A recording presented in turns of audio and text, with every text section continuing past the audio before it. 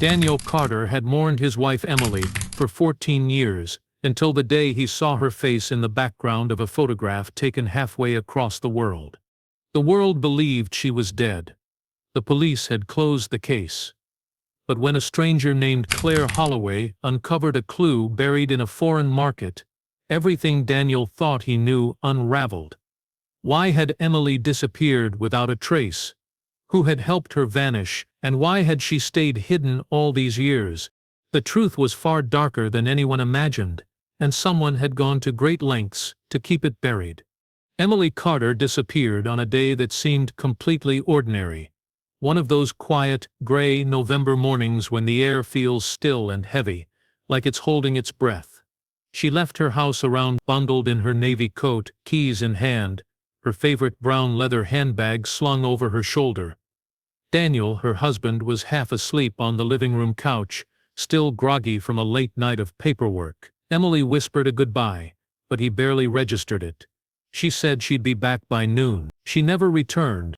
The hours that followed were confusing at first, then terrifying.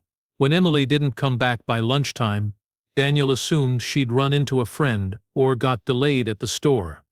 Cedar Hill was a small, quiet town. Nothing ever happened there. But by 3 p.m., worry started to creep in. Daniel called her phone. It rang and then went to voicemail. By 4:30 p.m., he'd driven to every grocery store in town, checking parking lots, peering through windows. There was no sign of her. By 7 p.m., he was sitting in a police station, filing a missing persons report. The police were cautious at first. Adults go missing all the time, they said. Maybe she needed space. Maybe there was a fight. Daniel wasn't mentioning, but he was calm, honest, and showed them their texts from that morning. Emily had seemed perfectly normal. No signs of distress. No arguments. No problems. She'd simply vanished. The investigation began that night. Officers traced her phone signal, which had last pinged near Pine Hollow Trail, stretch of forest just outside town. They found her car parked neatly off the road, just a few feet from the entrance. The driver's door was unlocked. Her wallet was inside, untouched. Keys still in the ignition. Her phone gone. Search dogs combed the trail, but picked up nothing beyond a faint scent near a footpath that vanished into the woods. Local news picked up the story the next morning. Cedar Hill woman missing after grocery run. Her face was everywhere. Daniel gave interviews, looking dazed and pale. Friends and family formed search parties. Helicopters buzzed overhead. Every creek, ditch, and hollow in the surrounding woods was searched. Nothing. Rumors began spreading. Some said Emily had been having an affair and ran off. Others whispered that Daniel had done something, that maybe he wasn't as innocent as he appeared on the 6 o'clock news. He stopped going out much after that. Reporters camped outside his house. Neighbors stared, but there was no evidence. No blood, no body, no sign of foul play. Just an empty car and a woman who had simply ceased to exist. Days turned into weeks, weeks into months. Leads dried up. The police closed the case as inactive after 6 months. Daniel was left with unanswered questions and a home that felt like a museum. Emily's toothbrush still in the bathroom. Her coat still hanging by the door. He couldn't bring himself to move anything. Late at night, Daniel would sit at the kitchen table and go over the timeline again and again. He tried to recall if she had seemed different that morning. Had she been nervous, distant? But nothing stood out. She'd been normal, calm, just gone. No ransom call ever came. No trace of her ever surfaced. In the back of Daniel's mind, a quiet voice began to whisper things he didn't want to hear. What if she left on purpose? What if she never wanted to be found? But then why the abandoned car? Why leave her wallet? Why vanish in the middle of an ordinary day? The truth was, Emily Carter had become a ghost, a name on a cold file, a face on a "Is It" poster, fading in the rain. And Daniel, left behind in that silent house, could only wait and wonder if she was dead, or if she was still out there, watching.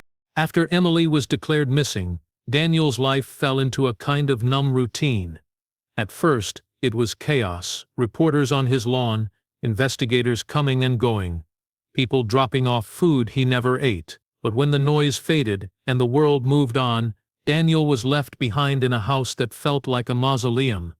Every corner of their home whispered her name. The smell of her shampoo still lingered in the bathroom. Her books were still stacked on the nightstand. Even her favorite mug sat by the sink, untouched since the day she disappeared. He couldn't bring himself to clean it. He stopped sleeping in their bed. Instead, he slept on the couch, in the living room, near the front door. For months he kept the porch light on every night, just in case she came home.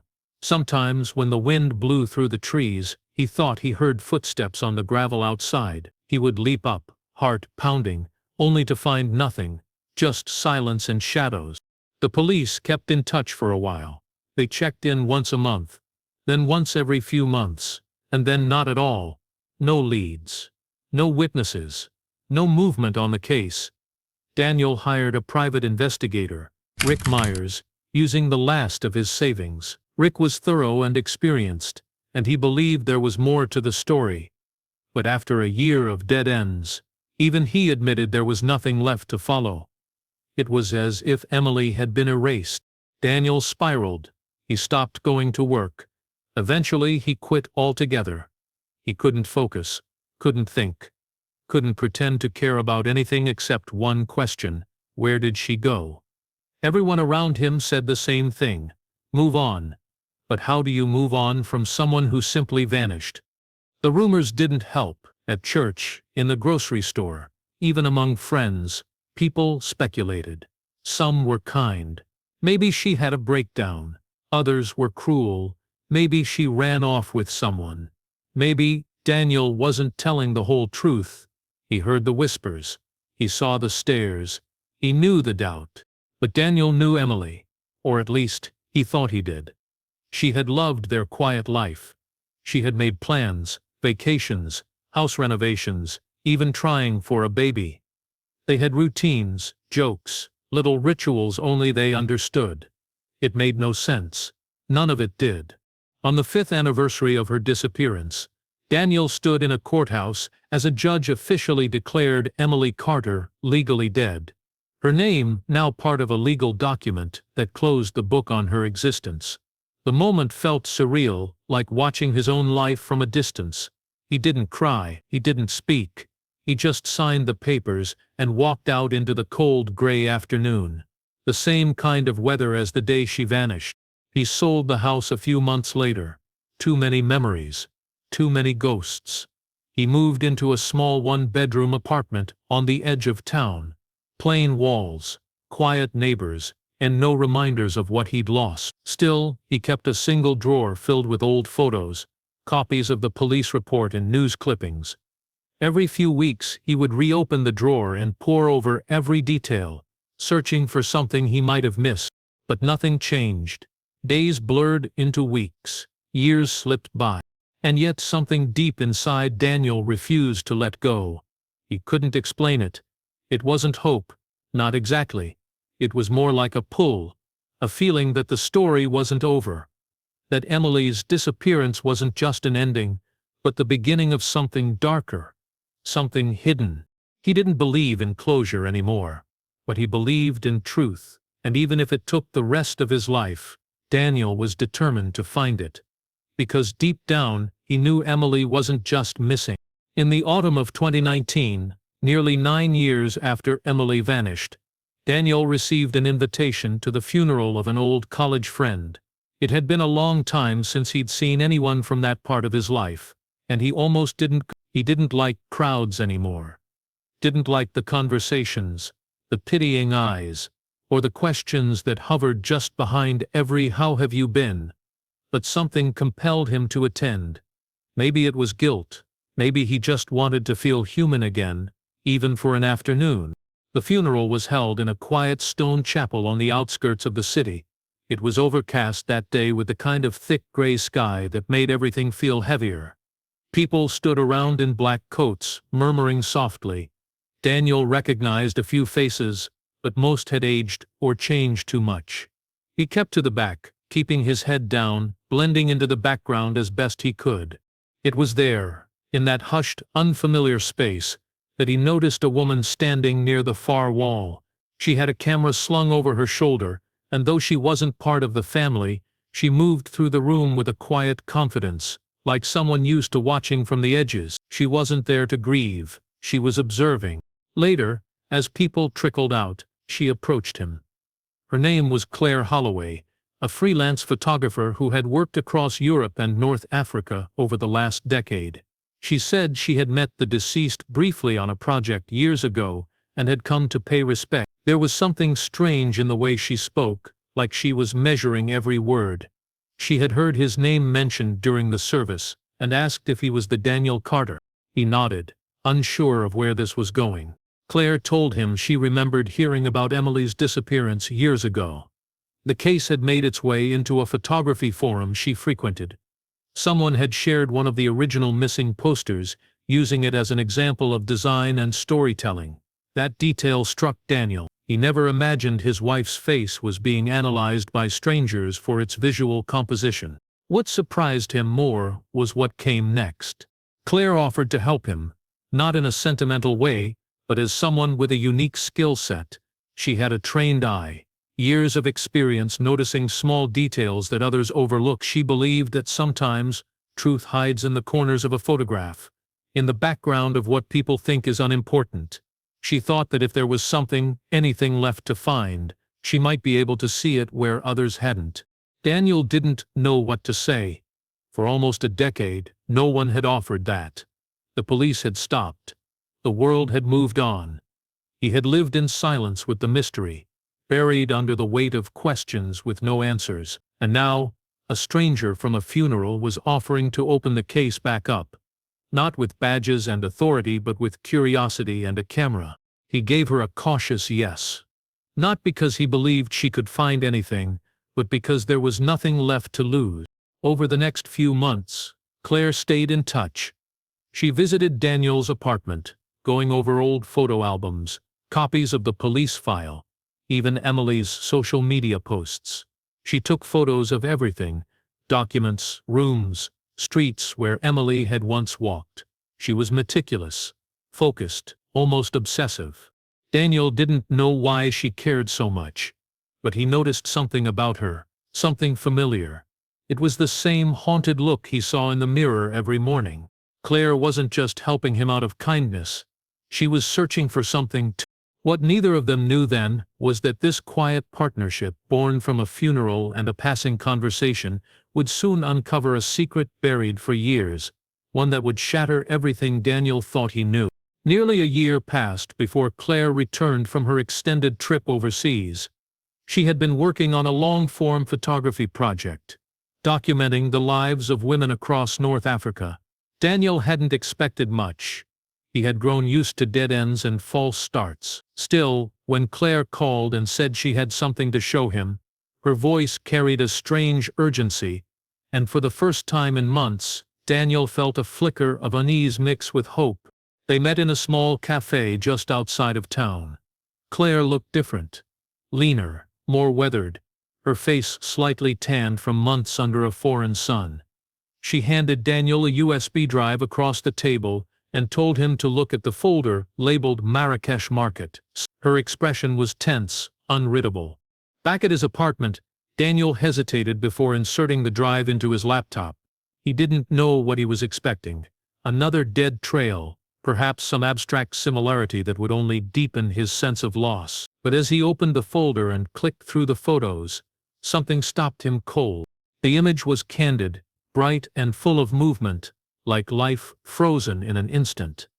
The crowded Moroccan marketplace was alive with color, spices piled high in pyramids, vendors waving their hands, fabric swaying in the breeze.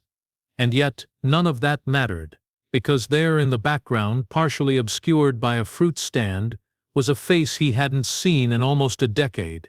Emily. The image wasn't perfect. The lighting was uneven, and she was turning her head slightly. But Daniel knew her. He would have known her anywhere. The high cheekbones, the soft curve of her jaw, the tiny crescent-shaped birthmark near her neck. Everything about her face screamed familiarity. She wasn't older the way he imagined in dreams. She looked sharper, hardened, like someone who had been through something and come out the other side completely changed. The timestamp on the photo was just 3 months old. Daniel's heart thudded against his ribs. He stared at the screen for nearly an hour, zooming in and out, trying to confirm what his eyes already believed. It wasn't just a look-alike, it was her. After all the years of silence, the vigils, the unanswered questions, Emily was alive, and walking freely in a foreign country like none of it ever happened. Questions raced through his mind. Why Morocco? Why now? Did she know Claire had been photographing in that region? Was it coincidence, or something more calculated? Had Emily seen the camera and looked away? Had she known she was being watched? He called Claire immediately. She picked up after one ring. Her voice was tense. She had seen the woman too briefly, in person, not just in the photo. She explained that she'd been taking street portraits near a spice vendor when a woman in a beige scarf passed by. Something about her had tugged at Claire's memory. She took a quick photo before the woman slipped away. It wasn't until reviewing the images later that she realized what she had captured. Claire had tried to find her again. She spent 3 days combing the market, asking questions in broken Arabic, showing the photo to vendors. Most shook their heads. One man claimed to recognize the woman, saying she came by from time to time, but he didn't know her name. That was the only lead. Daniel felt both closer than ever to the truth and somehow further away. It was maddening. The woman in the photo wasn't a ghost anymore. She was flesh and blood, walking under a foreign sky, but she wasn't reaching out. She hadn't come back. She hadn't wanted to be found. And now, Daniel faced a new and terrible possibility. Emily hadn't been taken. She had left, voluntarily. But why? And what was she running from? Or worse, who? Daniel couldn't sleep after seeing the photo. For the first time in years, he had proof, real, tangible proof, that Emily was alive. But with that proof came a deeper, sharper kind of pain. The mystery hadn't ended. It had only twisted into something darker. He needed answers, not just about where she was, but why she had vanished so completely, and why she had never tried to contact him. His mind kept looping back to one name from the past. Rick Myers. Rick had been the private investigator Daniel hired just months after Emily disappeared. He'd been thorough, professional, and at the time, Daniel believed he had done everything possible to find her. But now, with new information in hand, Daniel wondered if Rick might have missed something, or worse, if he had chosen to miss something. Desperation outweighed hesitation. Daniel tracked him down to a quiet neighborhood 2 towns over, where Rick had retired and kept to himself. The old investigator didn't seem thrilled to see him, but after some convincing, he agreed to meet the next day. The meeting took place at a rundown diner on the edge of town. The place smelled of old coffee and grease, and the booth seats were cracked from age. Rick looked older, his hair almost fully gray, his shoulders slightly stooped, but his eyes were still sharp. He listened quietly as Daniel explained everything: the trip, the photograph, the woman in Morocco. When Daniel finished, Rick sat back, silent for a long moment, then asked a simple question. "Are you sure it's her?" Daniel nodded. Rick sighed, rubbed his face with both hands, and then leaned forward, voice low. There was something he had never told Daniel before. Back in 2011, only a few months into the investigation, Rick had received an envelope, no return address, just his name typed on the front. Inside was a stack of cash, $15,000 in unmarked bills, and a single note: "Stop looking. This is your final payment." Rick was no stranger to threats or bribes. He'd seen his share of dirty money over the years. But this envelope wasn't from someone trying to protect Daniel. It was from someone who wanted Emily's trail to go cold. And it had worked. Rick didn't take the money, at least that's what he told himself. But he backed off.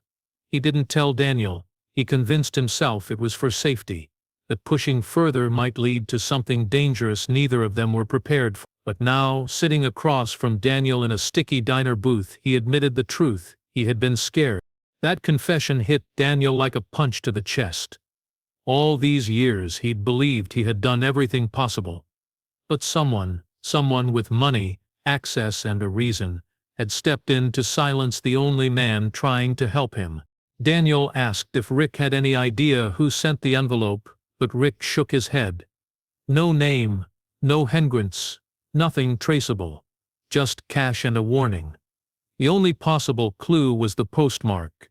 It came from Cedar Hill, the very town Emily vanished from. That meant whoever had paid Rick to stop searching had been close to home. Daniel left the diner with his mind spinning. If someone had paid to shut down the investigation, then Emily's disappearance wasn't just a personal escape. It was part of something bigger, something deliberate. And whoever had orchestrated it hadn't wanted her found. He replayed every conversation he had in the early days of the case, every name that came up, every person who hovered at the edges. And one face kept surfacing, like a shadow he hadn't dared to follow before. James Holloway, Claire's father, a powerful real estate developer in Cedar Hill. A man who had worked with Emily before she disappeared. Daniel had never paid much attention to him, but now the threads began to connect. And the more he pulled, the more he feared what might be waiting at the end. Claire didn't answer her phone the first time Daniel called, or the second. When she finally picked up, her voice was different, strained, hesitant. Daniel told her about the envelope, about Rick's confession, and about the postmark that led back to Cedar Hill. The line went quiet for a few long seconds before Claire said something that made his blood run cold. "I think I know who paid him." She didn't say the name at first, but Daniel already knew. The only person who had been quietly tied to Emily during the months before her disappearance. The only man with both the money and the motive to erase a woman from her life, was Claire's father, James Holloway. Claire confessed that she had suspected her father for years. It was never spoken aloud in her family, but she had picked up on the whispers. The sudden change in his demeanor after Emily vanished. James had worked closely with Emily during a property development project on the west side of Cedar Hill, a project that collapsed just months before she went missing. Claire remembered tense conversations, hurried phone calls, and one particularly strange incident. She had once found her father burning paperwork in the backyard fire pit late at night, something he had never done before, but she had no proof, only instincts and fear. After the photo in Morocco surfaced, Claire had quietly started digging into her father's old financial records, offshore holdings, shell companies, and obscure trusts.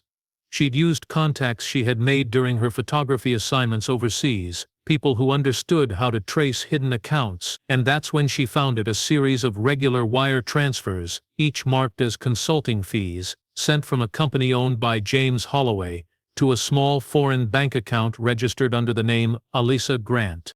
The moment Daniel heard that name, he froze. Elisa Grant. A woman who, according to Moroccan visa records, had entered the country in early 2011 and renewed her documentation twice using a forged American passport. The photo in the application file matched the one Claire had taken in the market. It wasn't just a resemblance, it was Emily. Claire had obtained the records through a local journalist she had worked with during her time abroad. She hadn't told Daniel right away. She wasn't sure how much to believe at first. But now, with the financial link to her father exposed, there was no denying it. James Holloway hadn't just helped Emily disappear, he had been funding her new life. Each monthly payment came like clockwork, $3,000 wired into the account under Elisa's name. No legal record tied the name Elisa Grant to Emily Carter, but every detail matched the date of birth, the photo, the timeline, everything lined up. And the deeper Claire went, the clearer the picture became. Emily had vanished with help. Not from a stranger, not from a criminal, but from someone she had once trusted, and someone powerful enough to wipe her trail clean. It hadn't been a kidnapping, it had been a plan. A carefully orchestrated escape from everything and everyone she once knew. But the question that haunted Daniel now was why? Why would Emily do this? Why would she fake her own disappearance and leave behind the life they had built together? Why would she go to such extremes to vanish, unless she believed she had no other option? And why had James Holloway helped her? Was it guilt, love, control? Daniel couldn't answer those questions yet. But one thing had become terrifyingly clear. This wasn't just about a woman who wanted to disappear, this was about a man who made sure she could. And if James had gone this far to keep Emily hidden, what else had he done to keep the truth buried? He met Claire again, this time at her apartment, where boxes of documents, photos, and old hard drives were stacked in every corner. The air inside was heavy, as if the walls themselves had been holding secrets for too long. Claire looked tired. Her eyes were sunken, her movements slower. What she had uncovered had changed everything for both of them. But for Claire, it was personal in a way. Daniel hadn't yet understood. She didn't wait for him to ask. She told him what she remembered. Claire had been 19 when Emily disappeared. At the time, she had been away at university, but she recalled one weekend visit home when the house had felt tense, unusually quiet. Her father had been distant, more controlling than usual, and Emily, who was often around due to the real estate project, was nowhere to be seen. It was around that time Claire had overheard her father talking in his office late at night. She couldn't make out the full conversation, just fragments. "She needs a way out. I'll handle it. He can't know." At the time, it hadn't meant anything, but now, it chilled her to the core. Daniel asked the one question that had been tormenting him since the beginning of all this. Had there been an affair? Claire nodded slowly. Yes. She believed there had been something between Emily and her father, subtle at first, but unmistakable. Emily had grown close to James during the Cedar Hill development project. They had late-night meetings, phone calls that continued after business hours, and then, Claire said something that made Daniel's chest tighten. She had found an old photo, buried deep in her father's files, a photo of Emily standing on a beach, laughing barefoot in the sand. It was a private moment, one that Daniel had never seen, because he hadn't been there. The timestamp on the image placed it 2 months before her disappearance. That was when Claire began to put it all together. Emily hadn't just vanished. She had been helped to vanish by the very man Daniel had trusted to keep his town safe and prosperous. But this wasn't just about a love affair gone wrong. The financial records Claire uncovered painted a more complex picture. There had been a large sum of money, nearly $60,000, transferred to an offshore account just 3 days before Emily disappeared. The account had been opened in a false name, one later tied to a holding company under James Holloway's control. That money was never recovered. No business filings explained the transaction. And now Claire was sure it had been the startup cash for Emily's new life overseas. But there was something more disturbing. One of the documents Claire had found suggested that Emily had tried to back out of the plan. A handwritten note, unsigned but in a distinctly feminine script, had been scanned and saved on her father's old hard drive. "This is getting too big. I don't think I can go through with it. He'll never forgive me." Claire believed the note was from Emily, written just days before she vanished. Whether her father talked her back into it or threatened her into it remained unclear. But Claire no longer believed her father was just helping a friend. She believed he was controlling the entire thing, which meant Emily might not have been free at all. Daniel sat in silence as the realization settled in. Emily hadn't just left. She had been led away, pushed into a life she thought would give her safety, maybe peace, but now looked more like a prison with a scenic view. Claire handed Daniel a new file. Inside was the address of a small town in southern Spain. A new name. A new life. Emily had moved again. And this time, Daniel knew he had to find her. Not just for answers, but to finally see if she had ever truly wanted to disappear at all. Daniel boarded the plane to Spain with trembling hands and a storm behind his eyes. The address Claire had found was in a quiet coastal village just outside Malaga, a place known more for sunburnt tourists than buried secrets. It was a far cry from Cedar Hill, and yet it was here, among the narrow cobbled streets and whitewashed homes, that Emily Carter or Elisa Grant had chosen to disappear all over again. The village was sleepy, the kind of place where strangers stood out. Daniel kept his profile low, walking the streets with purpose but not urgency. He passed local cafes, tiny shops with hand-painted signs, and flower boxes overflowing with red and purple blossoms. It was beautiful, peaceful, the kind of place where someone could pretend the past had never happened. The address Claire provided led to a modest two-story house tucked behind a grove of olive trees. The building was plain but well kept, with a clay tile roof and green shutters that were half open, letting in the late afternoon light. A car was parked in the gravel driveway, an older model sedan with Spanish plates. Everything about it felt real, grounded, lived in. Daniel didn't approach the door. He stood across the street behind a low garden wall, his heart pounding in his chest. Then, after what felt like hours, the door opened. She stepped out into the fading sunlight. She wore a long skirt, a simple blouse, and a wide-brimmed hat. Her hair was shorter than he remembered, and there were new lines on her face, but there was no mistaking her. It was Emily. She moved slowly, watering a row of potted plants lined along the edge of her porch. She looked content, calm, like a woman who had made peace with her past, or buried it so deep that it couldn't find her anymore. Daniel watched from a distance, frozen. There was no dramatic confrontation, no outburst. Just the weight of a decade crashing silently into his chest. For a brief moment, he imagined what would happen if he walked up to her. Would she cry, apologize, run, or would she look at him like a stranger and close the door? He didn't go to her. Instead, he turned and walked away. That evening, Daniel sat on a bench, overlooking the sea, staring at the horizon as the sun dipped below the waves. For the first time in 14 years, the question that had tormented him wasn't where Emily had gone. It was why she never looked back. The next morning, he flew home. Weeks passed. Claire asked if he had seen her, and he simply nodded. He didn't tell her what he saw. Some truths didn't need to be spoken aloud. But late one night, Daniel went through the drawer he had kept for years, the one filled with Emily's photos, news clippings, old letters. He removed every piece, one by one, and laid them out on the floor. Then quietly, methodically, he began to put them away for good. Emily had made her choice. Whatever fear, pain, or pressure led her to vanish, she had followed it through, until the end.